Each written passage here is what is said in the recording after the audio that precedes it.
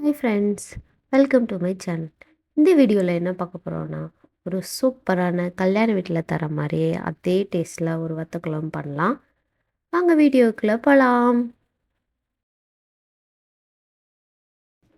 அதுக்கு நான் கடாயில் ஒரு 5-6 ஸ்பூன் நல்லெண்ணெய் ஆட் பண்ணிக்கிறேன். வத்த குழம்புக்கு நல்லெண்ணெய் நீங்கள் ஆட் பண்ணிங்கன்னா குழம்பு டேஸ்ட்டாக இருக்கும்.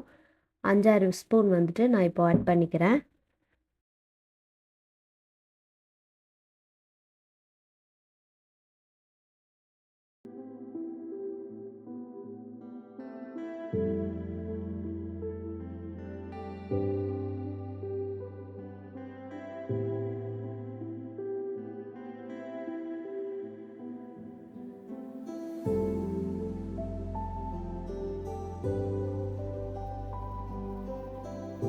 எண்ணெய் நல்லா சூடானதும் இது கூடவே கடுகு ஆட் பண்ணிடலாம். கடுகு நல்லா பொரிஞ்சதும் ஒரு அரை ஸ்பூன் அளவுக்கு வெந்தயம் ஆட் பண்ணிக்கிறேன். வெந்தயம் நல்லா பொன்னிறமானதும் இது கூட 20 சின்ன வெங்காயம் கட் பண்ணி வச்சுருந்தேன், அதை இது கூட ஆட் பண்ணிக்கிறேன். சின்ன வெங்காயம் எப்பயுமே வத்த குழம்புக்கு சின்ன வெங்காயம் ஆட் பண்ணுங்கள், குழம்பு டேஸ்ட்டாக இருக்கும். இது கூடவே ஒரு 4 சின்ன சைஸ் பூண்டு பல்லு உரிச்சு வச்சுருந்தேன், அதை இது கூட ஆட் பண்ணிவிட்டு நல்லா வதக்கி விட்டுடலாம்.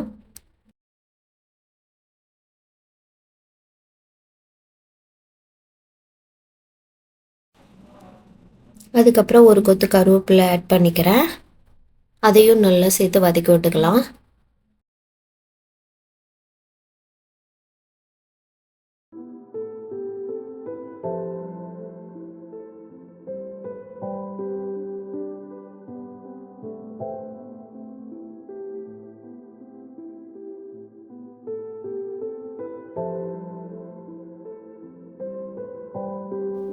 இதே டைம்லேயே நம்ம இது கூட ஒரு 3 பெரிய ஸ்பூன் அளவுக்கு மணத்தக்காளி விதை இது கூட ஆட் பண்ணிக்கிறேன்.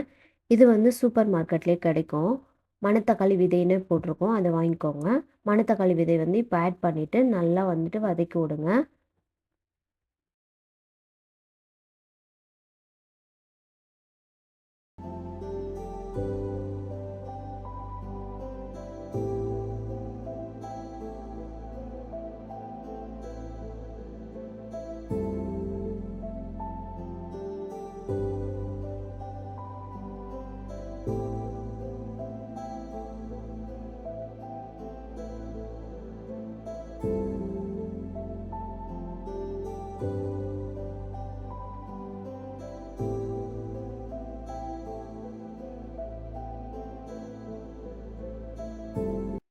இப்போ வெங்காயம், பூண்டு, மணத்தக்காளி விதை இது 3 நல்லா வதங்கிடுச்சு.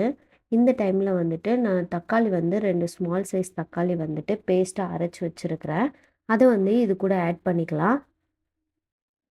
அதையும் நல்லா பச்சை வாடை போகிற அளவுக்கு ஒரு 2 நிமிஷம் நல்லா வதக்கி விட்டுருங்க.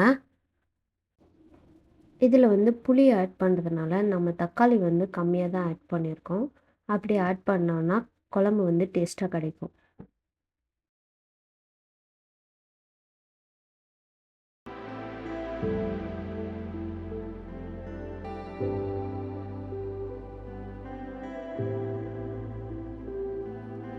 தக்காளி நல்லா பச்சை வாடெல்லாம் போயிடுச்சு. இந்த டைமில் நான் மசாலா ஆட் பண்ணிக்கலாம். நான் மல்லித்தூள், மிளகாத்தூள் ஒன்றா அரைச்சி வச்சுருக்கிறேன். அதுலேருந்து ஒரு 4 ஸ்பூன் இதில் ஆட் பண்ணிக்கிறேன். உங்கள்கிட்ட தனித்தனியாக இருந்துச்சுன்னா மல்லித்தூள் 2 ஸ்பூனும் 1 ஸ்பூன் மிளகாத்தூளும் ஆட் பண்ணிக்கோங்க.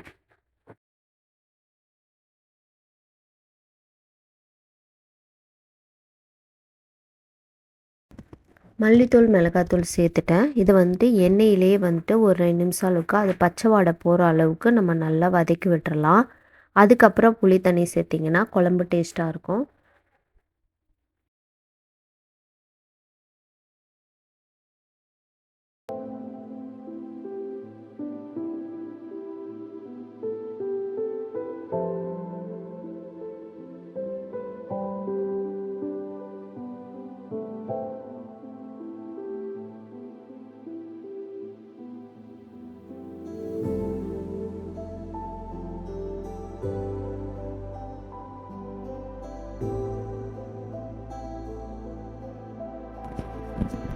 இந்த டைமில் வந்துட்டு ஒரு 1/4 ஸ்பூன் அளவுக்கு மஞ்சத்தூள் ஆட் பண்ணிக்கிறேன்.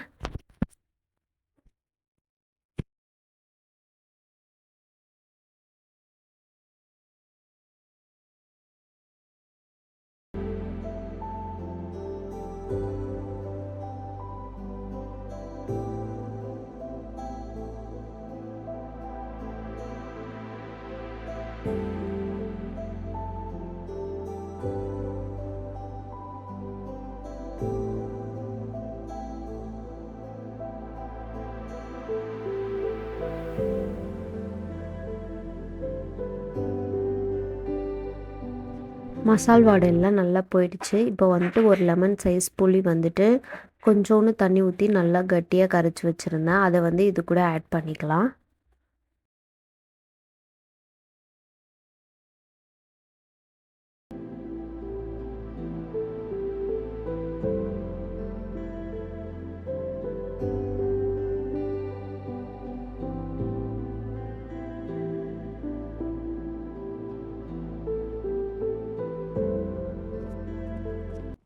இப்போ வந்துட்டு இதில் வந்து நான் எக்ஸ்ட்ரா வந்துட்டு ஒரு 1/2 கிளாஸ் அளவு தண்ணி ஆட் பண்ணிக்கிறேன்.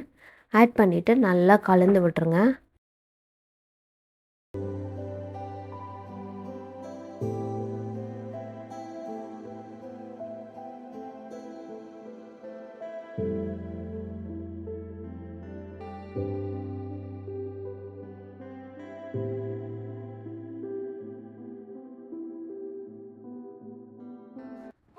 அவ்வளோதான். லாஸ்ட் அண்ட் ஃபைனலாக வந்துட்டு தேவையான அளவு உப்பு ஆட் பண்ணிவிட்டு நல்லா கொதிக்க விடலாம்.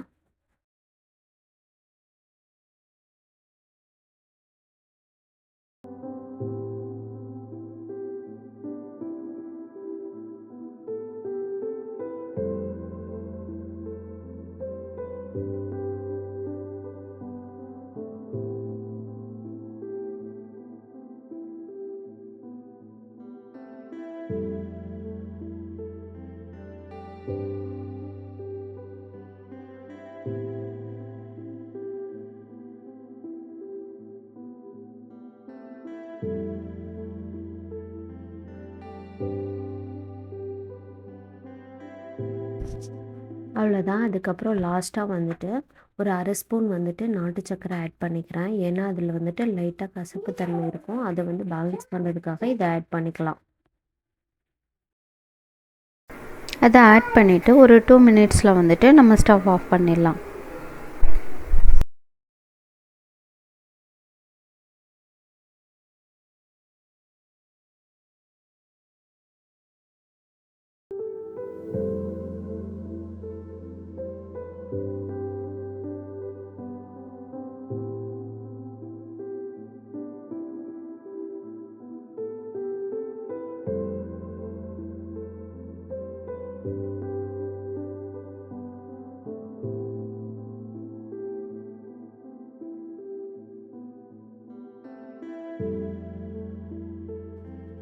அவ்வளோதான். நம்மளோட சூப்பரான சுவையான வத்த குழம்பு வந்து ரெடி ஆயிடுச்சு.